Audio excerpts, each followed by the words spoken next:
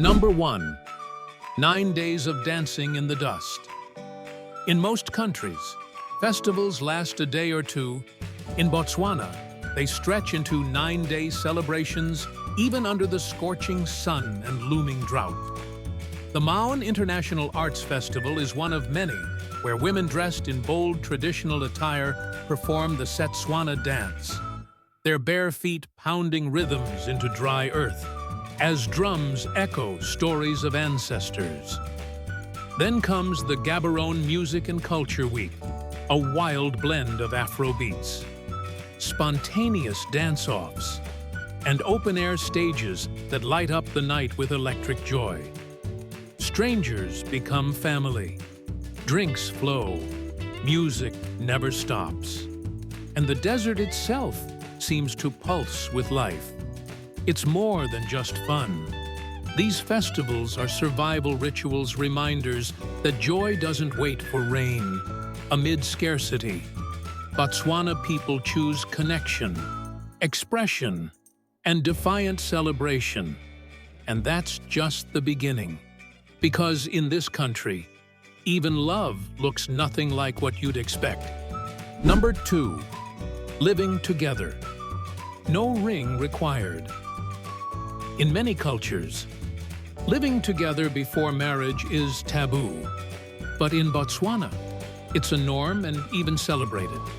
Young couples often cohabitate for years without formal vows. They build lives together, share chores, raise kids, and stream Netflix like any married pair, just without the paperwork. Meet Nettie and Kabelo together for 7 years since university.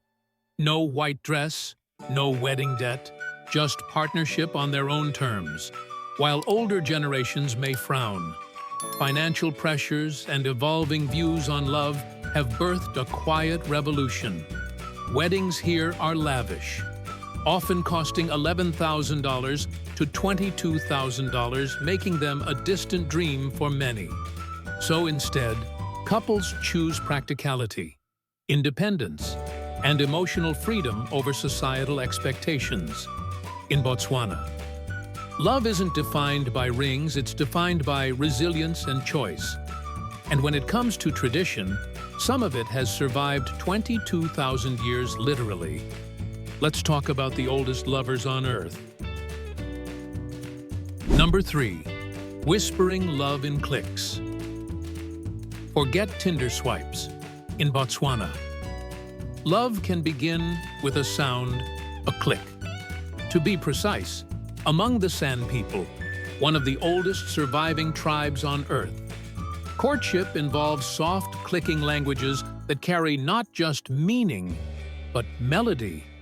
These aren't just words, they're echoes of 22,000 years of connection, living deep in the Kalahari. The San still build grass huts, hunt with handmade tools, and dance under stars. Romance is raw, simple, and instinctual.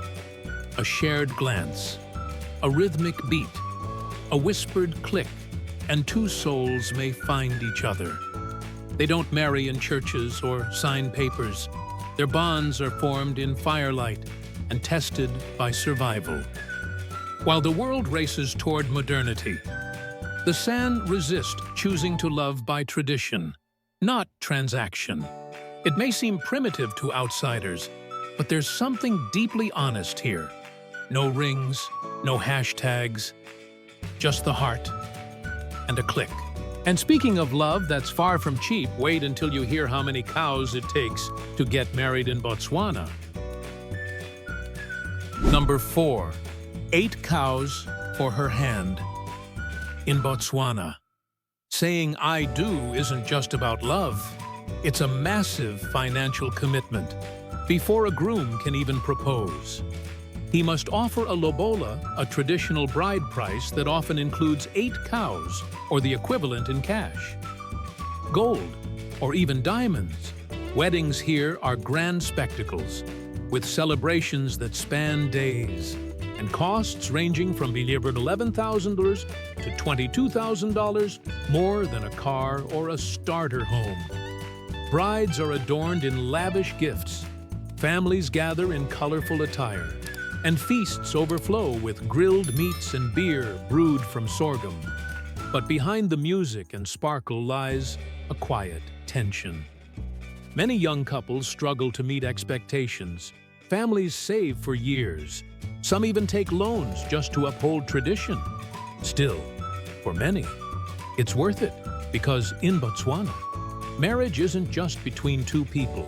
It's a pact between entire clans, a symbol of respect, unity, and legacy.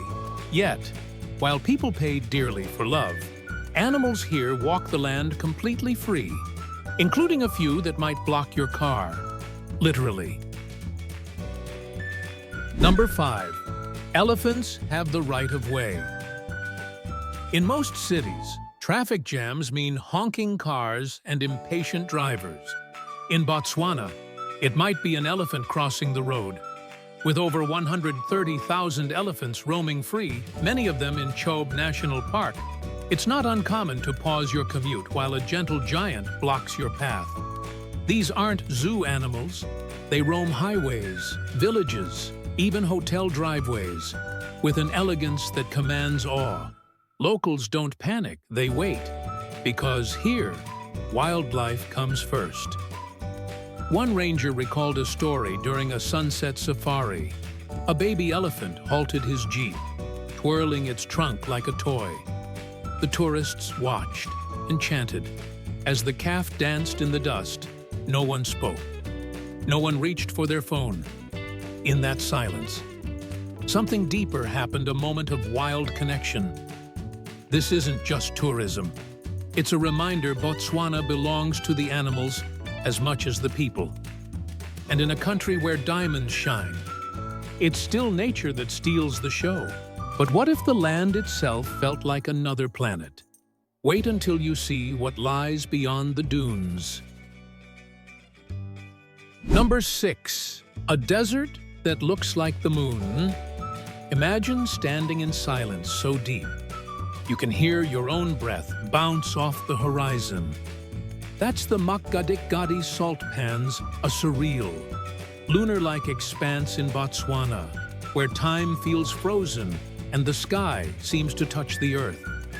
Formed from an ancient lake that dried up thousands of years ago, this flat white desert stretches over 12,000 square kilometers, bigger than Jamaica.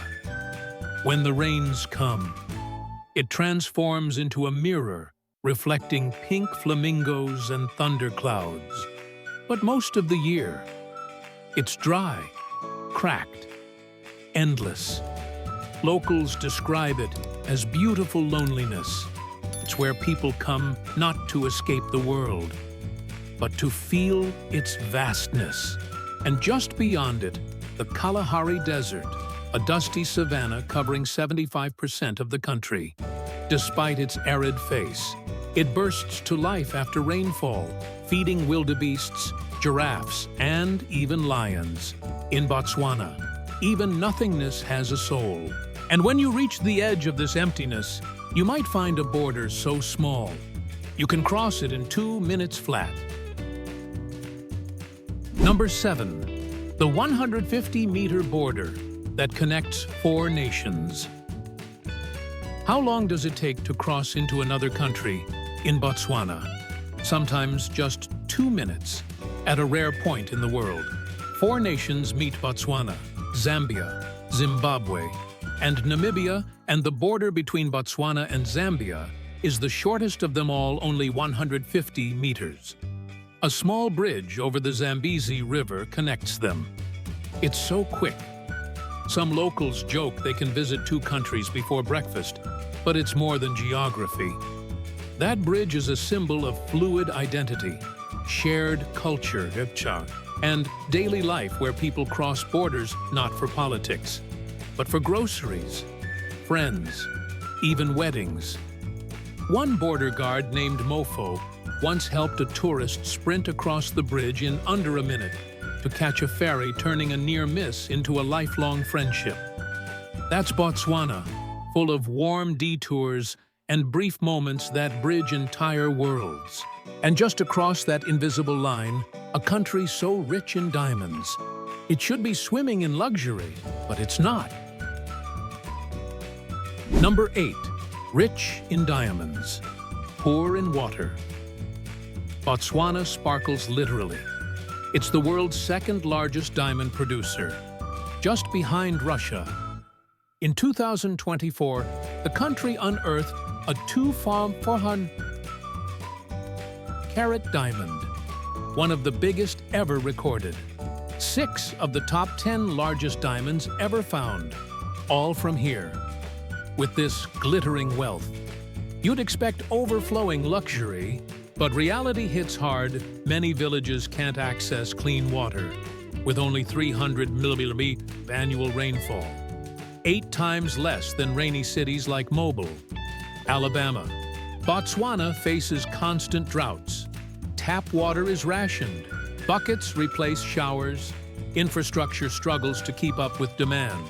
So while the country's GDP shines 7 under 0 to $20 per capita, well above the African average, its people still wait in line for water. Every drop as precious as the gems beneath their feet. It's a stark lesson in contrast: abundance above ground, scarcity below the tap. And in the capital city, the story gets even stranger, where glass towers and thatched huts stand side by side. Number 9. Half skyscrapers, half huts. In Gaborone, Botswana's capital, you might spot a sleek glass tower glinting in the sun, and just down the road, a mud hut with a thatched roof. It's a city of contrasts, where the future and the past live on the same street. With a population of around 250,000, Gaborone is modern by African standards. It boasts hospitals, malls, universities, and high-speed internet. English is widely spoken. Young professionals sip lattes while video calling clients in Europe. But wander a few blocks out, and you'll find brick houses with tin roofs, goats roaming backyards, and grandmothers cooking moto porridge over open flames. Many residents live in extended families, grandparents, kids, and cousins, all under one modest roof. This isn't poverty. It's Botswana's way of layering modernity on tradition without rejecting either, where skyscrapers rise not to replace culture, but to grow alongside it. It's a delicate balance, one where even healthcare costs $5 and groceries are half the price of Johannesburg. Let's talk about what it really costs to live well here.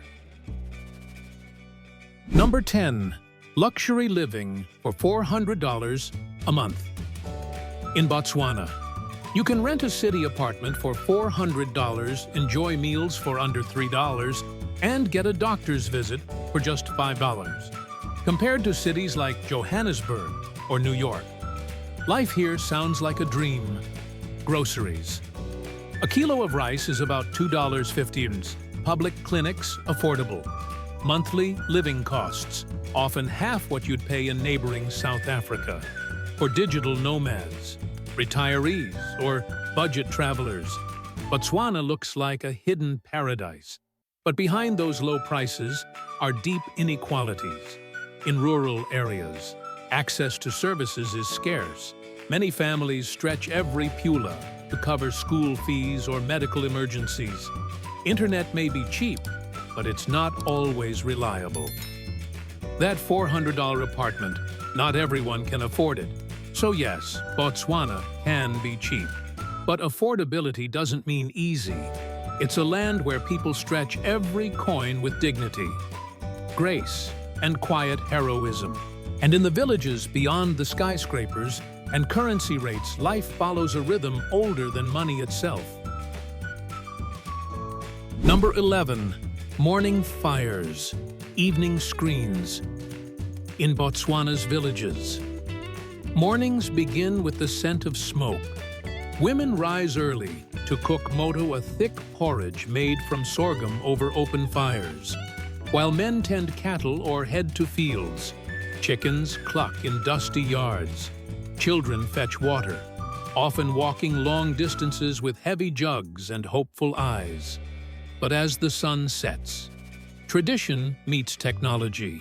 Families gather around old TVs powered by solar panels or shared electricity lines, watching local dramas or global football matches. Laughter fills modest homes made of brick or thatch. A pot of tea is passed around, stories are told, advice is given, and the village becomes one big living room. These homes may lack air conditioning or Wi-Fi, but they overflow with connection. In a world chasing speed, Botswana's rural life reminds us to pause, share, and belong. And when hardship hits droughts, sickness, money trouble, it's not the government that people turn to first, it's each other. Number 12. No bank. No problem. The village has your back. In Botswana, community isn't just a feeling, it's a financial system. When trouble strikes, villagers don't rush to the bank. They turn to each other through informal support networks called stokvels. These are rotating savings groups where neighbors pool money each month. One member gets the full pot, then the next, and so on. It funds school fees, hospital bills, even weddings. No contracts, just trust. In times of drought, families share grain. When one child is sick, others escort them to the clinic. Elders offer wisdom, resolve disputes, and hold communities together like living libraries of resilience. And on weekends, the same people who co-invest in survival gather for braai, Botswana-style BBQs. Meat sizzles, laughter flows, hardship becomes background noise, drowned out by stories, songs, and smoke rising into the stars. These grassroots systems prove a quiet truth. You don't need a safety net when you have a village. And while these networks hold people up, their hands stay busy crafting, farming, hustling. Let's see how Botswana make a living, one creative move at a time. Number 13. Grow veggies by day. Sell beer by night. In Botswana, a single job rarely pays all the bills, so people become masters of the multi-hustle life. By morning, a woman may tend her backyard garden growing spinach, tomatoes, and maize. By afternoon, she's weaving colorful baskets to sell at market. Come evening, she's serving home-brewed Bojalwa Jwa Setswana traditional beer to neighbors at a small outdoor bar behind her house. In the cities, office workers juggle full-time jobs with side gigs tutoring, tailoring, driving minibuses. Young men fix phones. Teenagers learn car repair from YouTube. One student even earns cash live streaming chess games on Facebook. These aren't just side hustles, they're lifelines, with limited formal jobs, especially in rural areas. Creativity becomes currency. Resilience becomes routine. What looks like chaos is actually economic choreography. Everyone plays multiple roles. Everyone contributes. Everyone adapts. And when it's finally time to rest, it's not about solitude. It's about soccer, singing, and sipping under the stars. Number 14. Fun costs nothing but brings everyone together. In Botswana, entertainment isn't bought, it's shared. On Sundays, choirs echo from village churches, their harmonies spilling into the streets. After service, families head to nearby parks for impromptu picnics, where grilled meats and laughter sizzle side by side. Children chase soccer balls on dusty fields. Elders sip tea in the shade. Teenagers dance to local beats from portable speakers. And then there's the shebeen, a type of informal village bar. Plastic chairs, cold beer, and heartfelt conversations under string lights. It's where neighbors become family, and stress fades into music and meets smoke. Recreation here isn't about escape. It's about recharge and reconnection. It's how people release tension, celebrate small victories, and stitch emotional repair into their week. In a world obsessed with luxury, Botswana reminds us joy lives in simplicity, and meaning is multiplied when shared. But even amid this calm, a deeper hunger grows not for food, but for self-growth and dreams. Let's end with what truly drives the people of this land. Number 15. Quiet ambitions, loud dreams. Behind the calm smiles and humble routines, many Botswana carry fierce inner ambitions in villages without universities. Young people teach themselves languages through apps or radios, hoping to land jobs in tourism or even abroad. Some attend free financial workshops, learning how to save, invest, or start a micro-business. Others gather in small reading clubs, sharing borrowed books under lantern light. And when access is limited, they create their own paths, mentoring younger siblings, volunteering, or launching side hustles from scratch. There's no drama, no spotlight, just quiet effort. One girl, aged 16, taught herself coding from an old phone. Now she builds websites for local farmers. Another boy learned photography by watching YouTube at a library kiosk. His portraits now hang in a Gaborone art gallery. In Botswana, ambition wears no suit. It wears dusty shoes and determination. And that's what makes this sinful country so special, not because it breaks rules, but because it rewrites them. With heart, Botswana isn't chaotic. It's intentional. It's not poor. It's rich in rhythm, resilience, and reinvention. Every festival, every dusty road, every water bucket and wedding cow tells a story of people who danced through droughts, who turned scarcity into solidarity, and who redefine what success truly means. This isn't just a country. It's a mirror reflecting the parts of us we've forgotten: joy without luxury, love without contracts, and pride without pretense. Botswana doesn't play by the world's rules. It writes its own, and that's why it just might be the most sinful country, in the most beautiful way. Which fact shocked you the most? Was it the diamond wealth, the elephant traffic, or the ancient cliques of love? Drop your thoughts in the comments and tell us which country you'd like us to explore next. Don't forget to like, subscribe, and share this journey with your most curious friends.